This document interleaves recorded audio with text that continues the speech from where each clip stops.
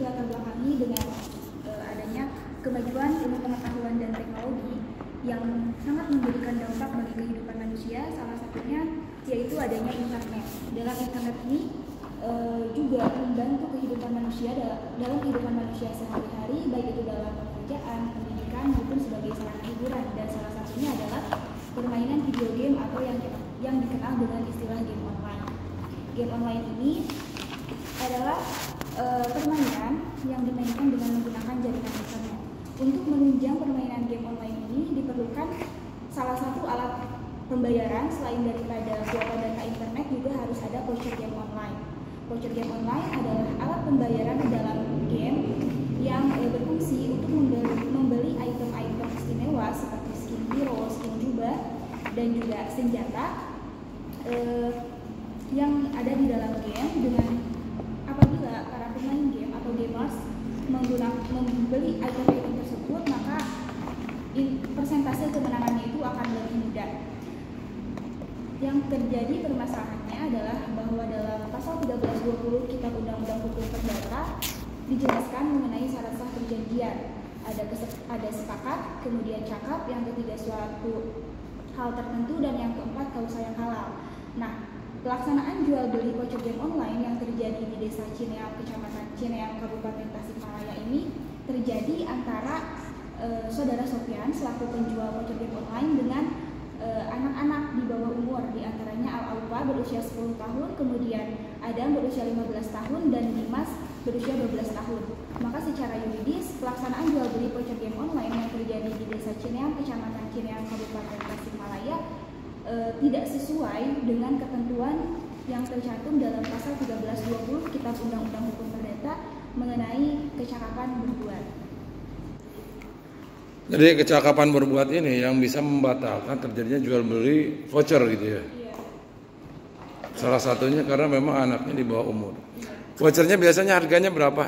Nah, menurut penataran Saudara Sofian, voucher game online ini tidak memiliki harga tertentu, Pak. Jadi disesuaikan dengan pembelian ataupun kebutuhan dari dalam game. Cuman rentang pembelian kalau di Indomaret Cineam itu dari 75.000 sampai 400.000 yang paling besar untuk per waktu berupa penelitian. Namun sebelumnya sempat ada anak yang membeli voucher game online dengan nominal Rp800.000 seperti itu. Jadi tidak dianggap cakap gitu ya. Iya. Anak kecil membeli voucher seharga segitu. Iya. Ada penelitian atau bukan penelitian, survei ya.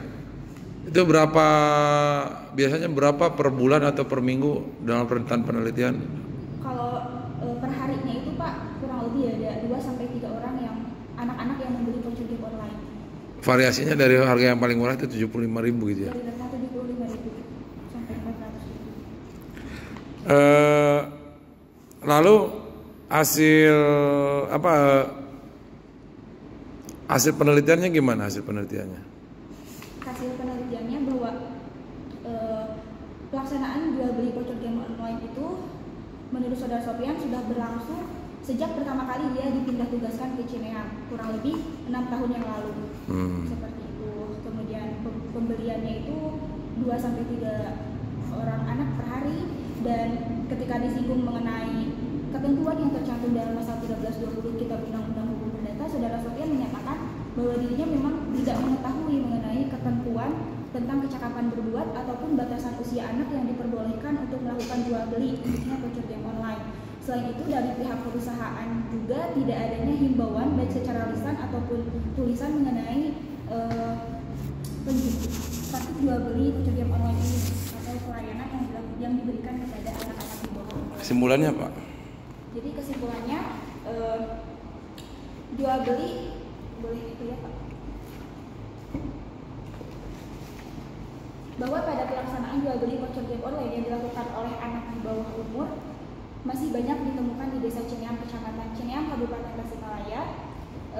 Praktik ini melanggar syarat sah perjanjian yang tercantum dalam pasal 1320 Kitab Undang-Undang Hukum Perdata mengenai kecakapan berbuat, di mana salah satu pihak yang melakukan jual beli ini adalah anak di bawah umur. Bukan jual beli, membeli. Yang membelinya itu anak di bawah umur. Seperti itu, Pak. Sebagaimana apalagi kesimpulannya? Iya, yang menurut hukum anak di bawah bawah umur itu tidak dikatakan cakap sebagaimana diatur dalam pasal 1330 Kitab Undang-Undang Hukum Perdata tentang orang yang tidak cakap untuk melakukan suatu PBJ. Apa aja orang yang tidak cakap? Orang yang belum dewasa, kemudian orang yang di bawah pengasuhan. Yang ketiga yaitu istri yang sudah bersuami. Tetapi mengenai istri yang sudah bersuami itu dinyatakan tidak berlaku lagi sejak adanya Surat Edaran Mahkamah Agung Republik Indonesia Nomor 3 Tahun 1993 dan setelah diundangkannya Undang-Undang Nomor 1 Tahun 1974 tentang perkawinan. Sarannya apa? Saran dalam hasil penelitian Anda? Jadi sarannya itu perlu adanya sebuah sosialisasi kepada masyarakat, baik itu penjual ataupun orang tua dan juga anak-anak mengenai ketentuan. Nggak harus ke masyarakat, berarti harusnya juga ke Alfamart-nya gitu kan. Ya, jadi Alfamart jangan melayani pembelian anak di bawah umur gitu kan dengan harga nominal tertentu gitu kalau kan. untuk penjualnya sendiri, saran dari saya pribadi yaitu coba adanya itikat baik dengan tidak memberikan pelayanan kepada anak-anak di bawah umur, apalagi ketika jual beli itu terjadi dalam nominalnya yang cukup besar. Karena kalau misalnya Alfamart misalnya sudah diketahui, misalnya kan tidak harus diketahui karena ini sudah diundang-undangkan lama lah tentang BW ini gitu kan. Artinya bahwa Alfamart juga memang secara bisa dinyatakan misalnya secara sengaja memang bukan lalai, berkehendak lain gitu kan untuk menentukan bahwa ini harus dibeli dengan oleh anak-anak kecil gitu kan, dibiarkan, ada pembiaran. Salah satunya begitu. Cukup, Bu.